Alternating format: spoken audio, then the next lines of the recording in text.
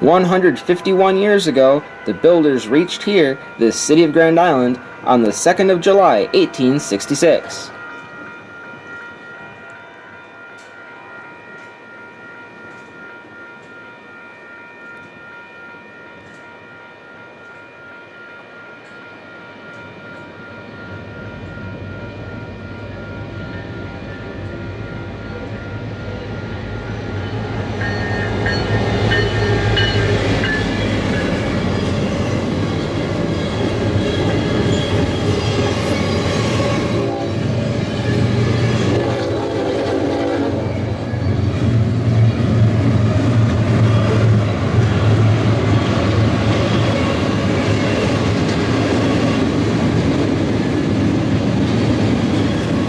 With a grown-up city and mile-long trains strolling through, without question the builders of the line would be awestruck at today's railroad as these two intermodals pass in, for us, unremarkable fashion, through downtown.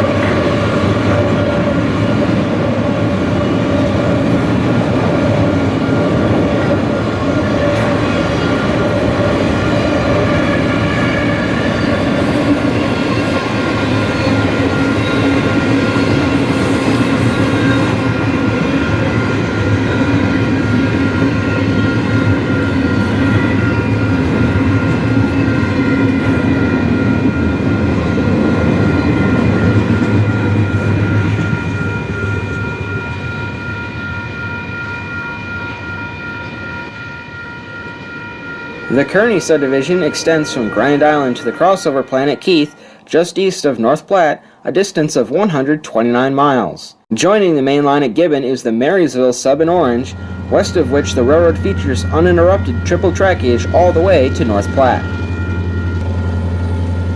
As the westbound freight to North Platte departs the yard, a southbound BNSF coal train flies over on its elevated right-of-way.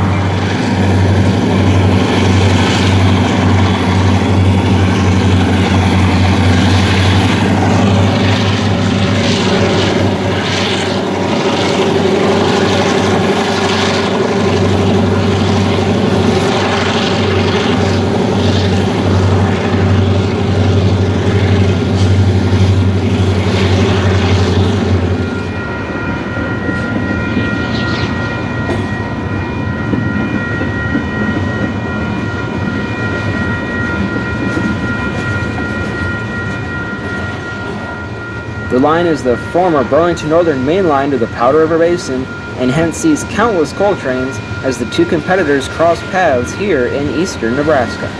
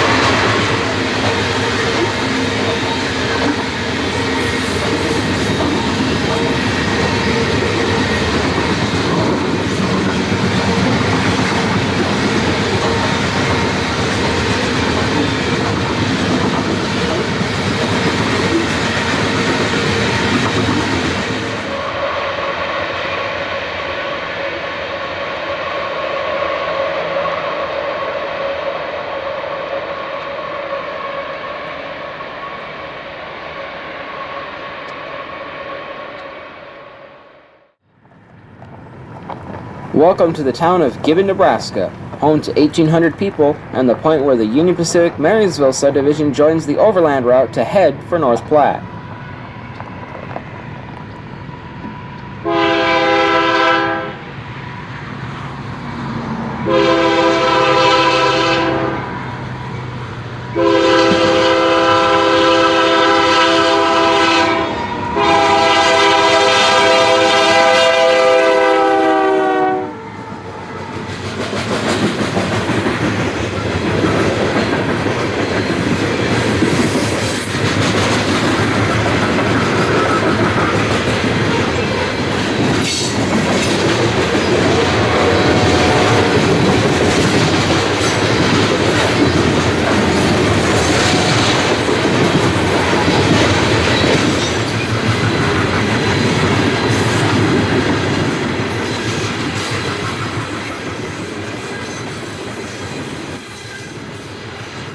The Marysville sub is the start of the main line to Kansas City and beyond, and so serves as a critical arm of the Union Pacific network, connecting the main line to the former Missouri Pacific, MKT, and Southern Pacific territories to the southeast. Following those mergers and tremendous traffic growth, particularly in coal in the 1980s and 90s, the railroad between here and North Platte began to have capacity issues, so the Union Pacific undertook one of the most audacious capital expenditures in its history. At a cost of $116 million, the third main track was added between 1996 and 1999, and the rest of the physical plant upgraded, allowing the main line to host as many as 150 trains per day, a feat unequaled anywhere else in freight railroading. Coming off the Marysville, this westbound intermodal strides through the crossovers to Track 1 for their run towards North Platte.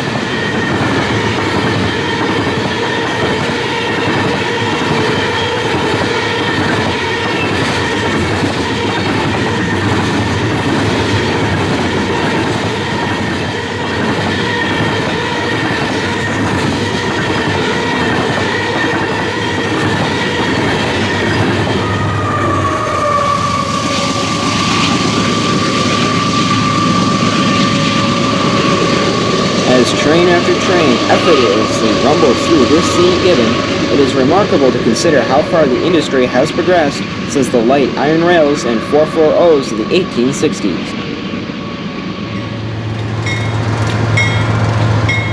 Now arriving from the east, this maintenance of way train carries the equipment that now does in mere minutes with a handful of skilled operators what it took the men of 1860's hundreds of hours to accomplish.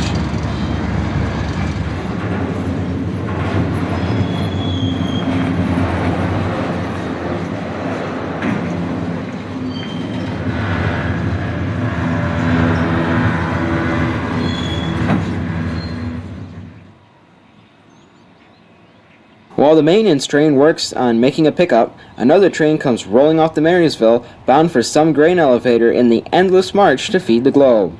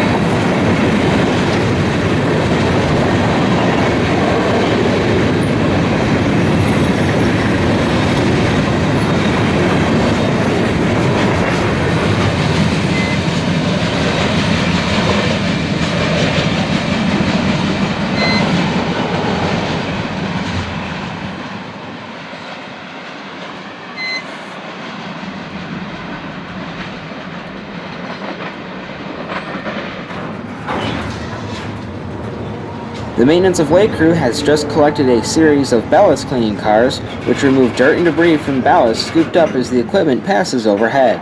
The machine then returns the stone to the right-of-way in a state better suited to drainage and keeping the tracks properly supported under all this traffic.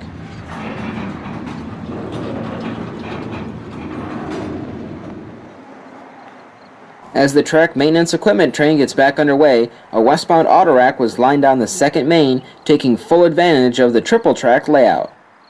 The race quickly settles into a stalemate as both trains prairie surf at track speed.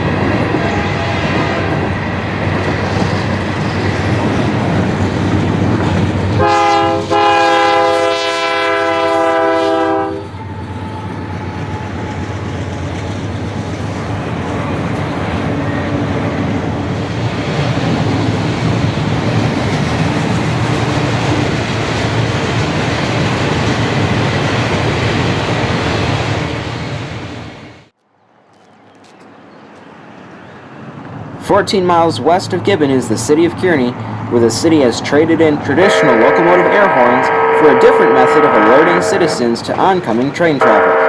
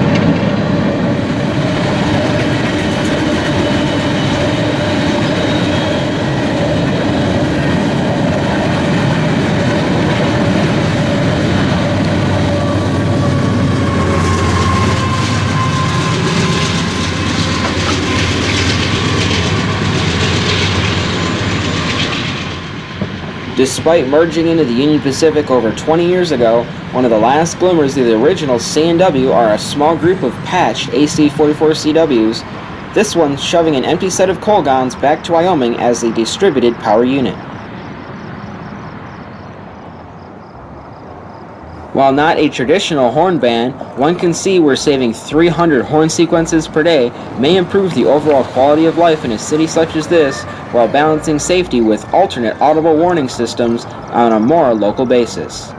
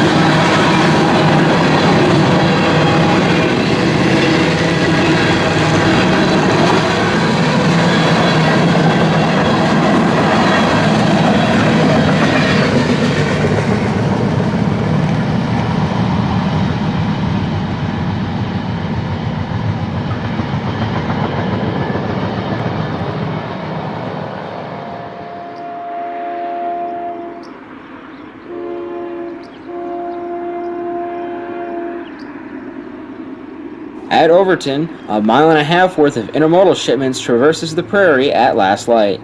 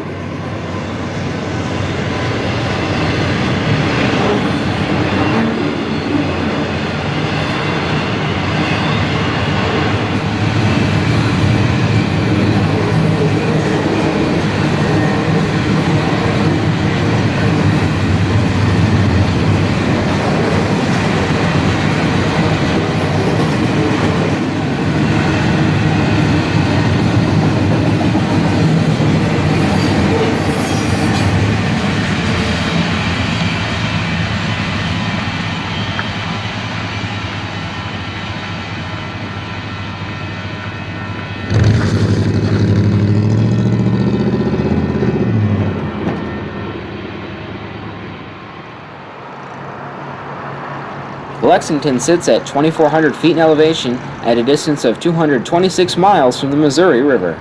The city of 10,000 is one of those where the Union Pacific has managed to completely grade separate the right-of-way with 2 road bridges and this pedestrian overpass replacing all other crossings. This arrangement allows this westbound autorack to cruise through town with both the city and the railroad unencumbered by one another.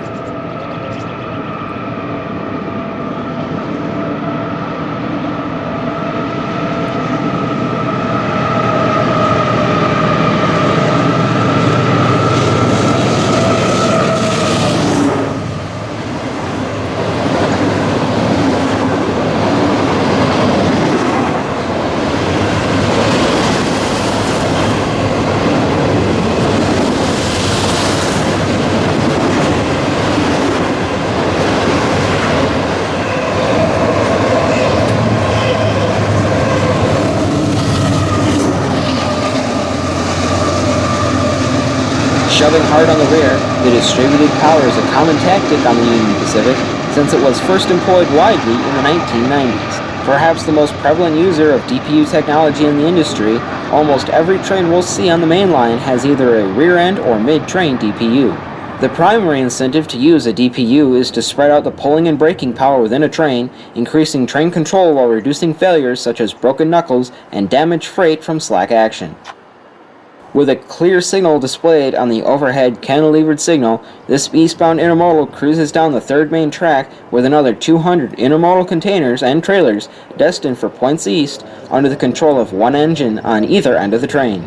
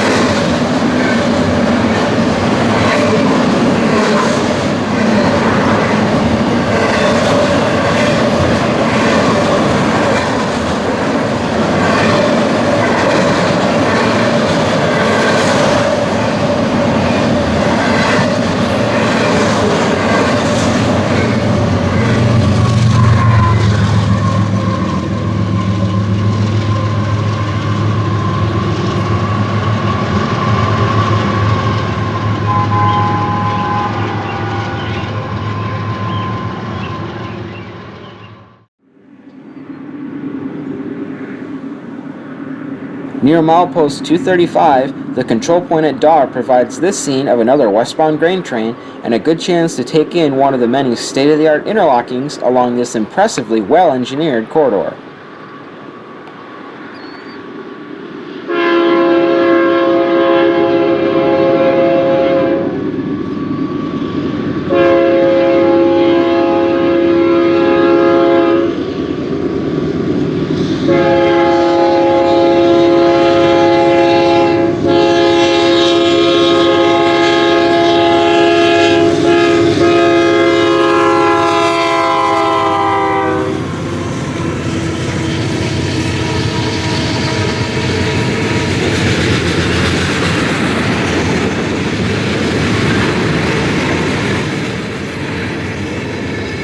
When Union Pacific went all in and re-engineered this railroad as a triple-track steel superhighway, they started by building the new third south track on a wide center from the existing track 2.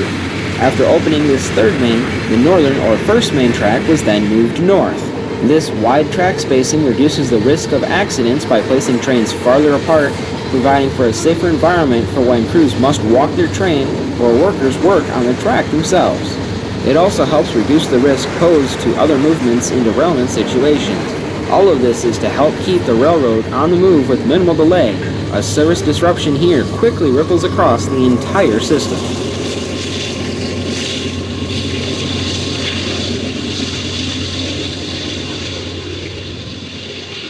As part of this grand re-engineering effort, the important crossover control points such as this one were also given significant attention and upgrades. Installed nearly everywhere are these shallow angled turnouts with movable point frogs, allowing trains to change tracks faster with less wear and tear on the turnouts themselves. Movable point frogs are essentially a switch within a switch, moving a small piece of rail in place of the traditional frog, providing the wheels with uninterrupted full rail contact as they move through the turnout. As part of this setup, each turnout requires 2 motors, one for the points and one for the frog, along with dual switch heaters to keep all these moving parts from freezing up in winter.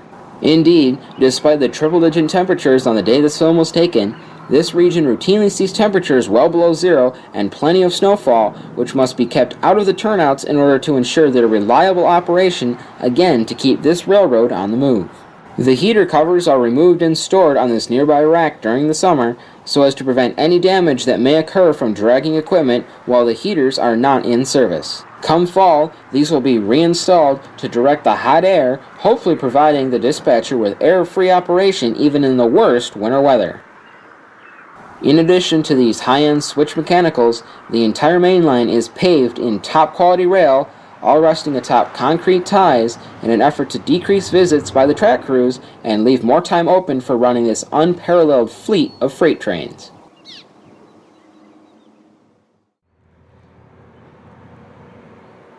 Next up, as one heads west, is the city of Cozad, situated on the 100th West Meridian, which features a collection of grain elevators, including one with the city's name boldly ensigned on the silos.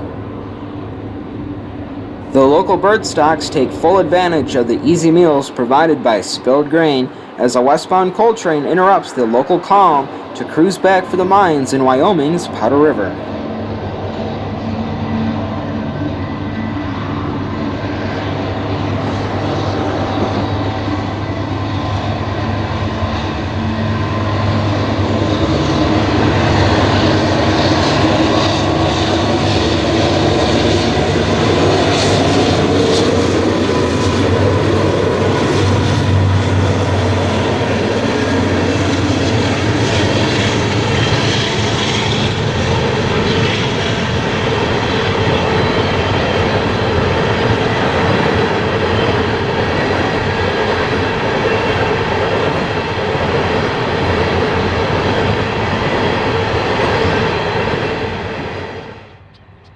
On the west side of town, another of the elevators has self-identified as a feed facility as yet another hopper train rolls through.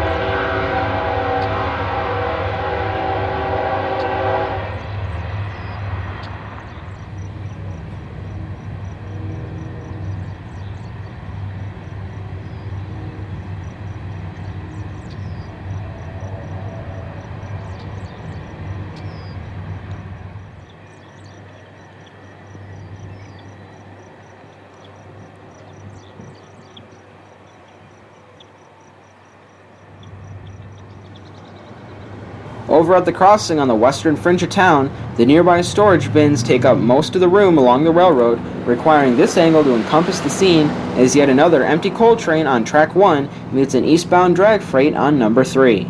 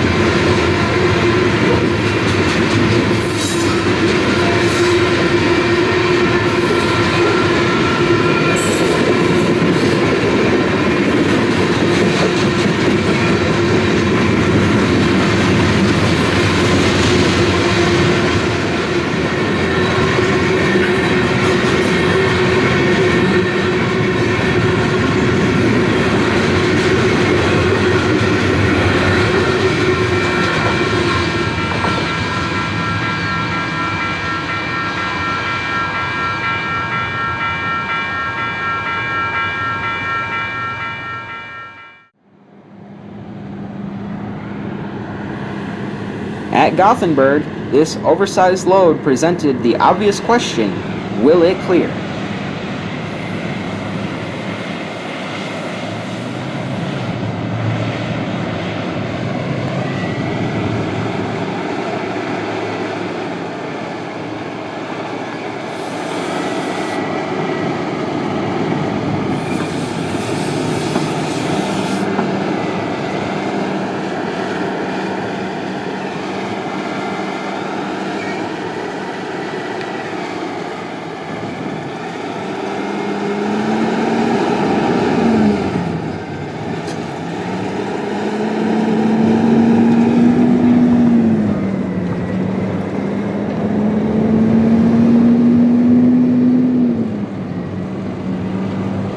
Thankfully, the load made it over, as just a couple minutes later, these two manifest trains meet here in front of the city's quintessential elevator, where the switching engine awaits the next shipment.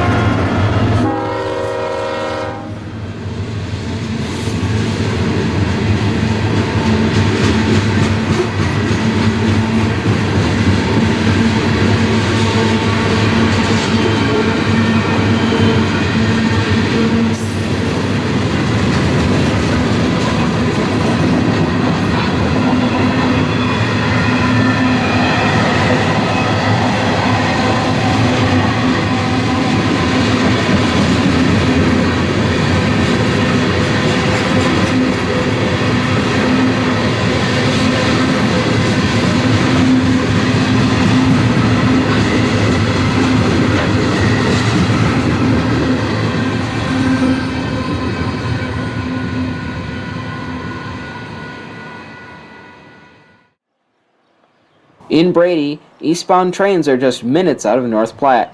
The impeccably unvaried consist of this coal train looks right at home against the amazingly consistent right-of-way, which seems to have not a stone out of place.